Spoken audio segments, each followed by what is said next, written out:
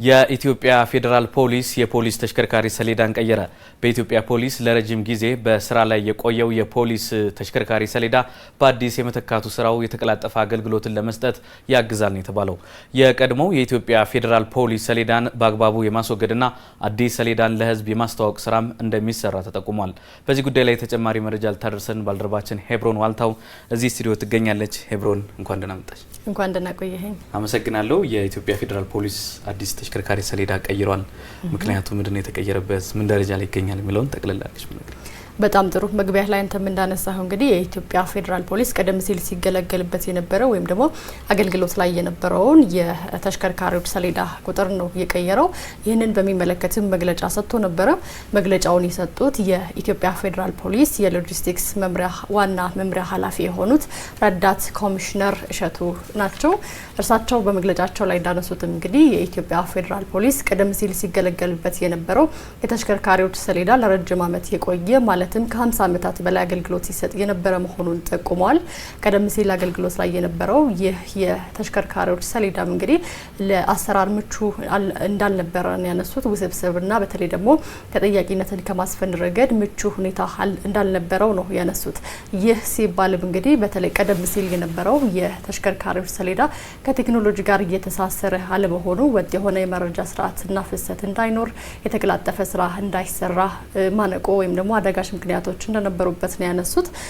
በተለይ ደግሞ ይህ አዲስ የተቀየረው ደግሞ የፌዴራል ፖሊስ የተሽከርካሪዎች ሰሌዳ ቀደም ሲል የተነሱ ችግሮችን ከመቅረፍ ረገድ በቴክኖሎጂ የታገዘና ዲጂታል መር ሆኖ የተሰራ ወይም የረቀቀ መሆኑን ያነሱት። ይህንን በሚመለከት ረዳት ኮሚሽነሩ በመግለጫቸው ያነሱትን ሀሳብ ደግሞ ተከታትለን እንመለስ።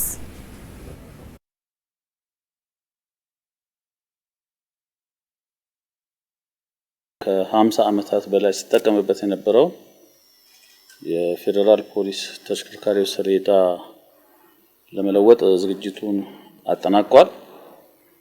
ይህም በነገው ዕለት በዋናው ቢሮአችን ለሕዝብ ይፋ ይደረጋል። ይህን አስመልክቶ እንግዲህ መለወጥ ያስፈለገበት ምክንያት የኢትዮጵያ ፌዴራል ፖሊስ እያከናወነ ያለውን ሁሉን አቀፍ የሪፎርም ስራዎች ይበልጥ ለማዘመን ተሽከርካሪዎቹ ወጥ የሆነ በቴክኖሎጂ የተደገፈ የሰሌዳ ስርዓት እንዲኖራቸው ለማድረግ ነው። ቀደም ሲል እንግዲህ የረዳት ኮሚሽነሩ ሀሳብ ላይ እንደተመለከት ነው ይህ አዲሱ የፌዴራል ፖሊስ የተሽከርካሪዎች ሰሌዳ በቴክኖሎጂ የታገዘና ለአሰራር ምቹ ሆኖ የተቀረጸ ነው። ይህን ስንልም እንግዲህ የራሱ የሆነ መለያ ቁጥር ወይም ባርኮድ ያለውና ከመረጃ ቋት ጋር ማለትም ከፌዴራል ፖሊስ የመረጃ ቋት ጋር በቀጥታ የተያዘ መሆኑን የተነሳው። ይህም እንግዲህ ቀልጣፋ አገልግሎት ለመስጠትና ተጠያቂነትን ለማስፈን አጋዥ እንደሚሆን ነው የተነሳው። በተለይ ደግሞ ይህ የራሱ የሆነ መለያ ቁጥር ያለውና ባርኮድ ያለው መሆኑ ይህ የተሽከርካሪዎች ሰሌዳ የተበጣጠሰ መረጃ እንዳይኖርና ቀልጣፋ የአሰራር ስርዓትን ለማስፈን ትልቅ አስተዋጽኦ ይኖረዋል ያሉት። ይህ ሲሆንም እንግዲህ የፌዴራል ፖሊስ ስራን ከማቀላጠፍ ወጥ የሆነ አሰራር ስርዓትን ከመተግበር ባለፈም ተጠያቂነትን ከማስፈን ረገድና ፌዴራል ፖሊስ እየሰራ የሚገኘውን የወንጀል ምርመራና የወንጀል ክትትል ስራንም ከማሳለጥ ረገድ እንዲሁ አይነተኛ ሚና ይኖረዋል ነው የተባለው። ታዲያ ይህ እንግዲህ ዘመናዊነትንና ዲጂታል አሰራርን የተከተለው አዲሱ የፌዴራል ፖሊስ የተሽከርካሪዎች ሰሌዳ ተቋሙ የጀመረው የሪፎርም ስራ አንዱ አካል መሆኑን ነው ረዳት ኮሚሽነሩ በመግለጫቸው ወቅት ያነሱት። ይህንን የሚመለከተውን ሀሳብ ለተመልካቾቻችን ጋብዘን እንመለስ።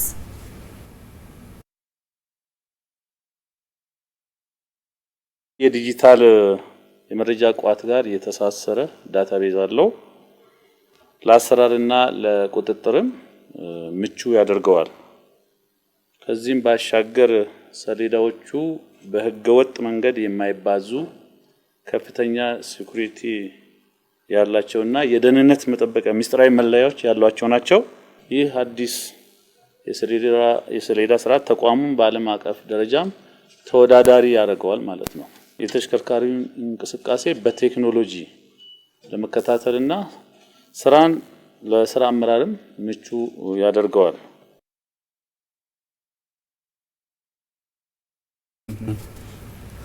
እንግዲህ የኢትዮጵያ ፌዴራል ፖሊስ ቀደም ሲል ያነሳናቸው ሀሳቦች አዲሱን የተሽከርካሪ ሰሌዳ የማስተዋወቁን የሚመለከት ነበረ። አዲሱ የተሽከርካሪዎች ሰሌዳ ወደ ስራ ሲገባም እንግዲህ ቀደም ሲል የነበረውን የተሽከርካሪዎች ሰሌዳ በአግባቡ የማስወገድና የመሰብሰብ ስራም እንዲሁ ልዩ ትኩረት ተሰጥቶት እንደሚሰራ ነው በዛሬው መግለጫቸው ወቅት የተነሳው። ሄብሮን ዋልታው ለመረጃሽ አመሰግናለሁ። እኔም አመሰግናለሁ።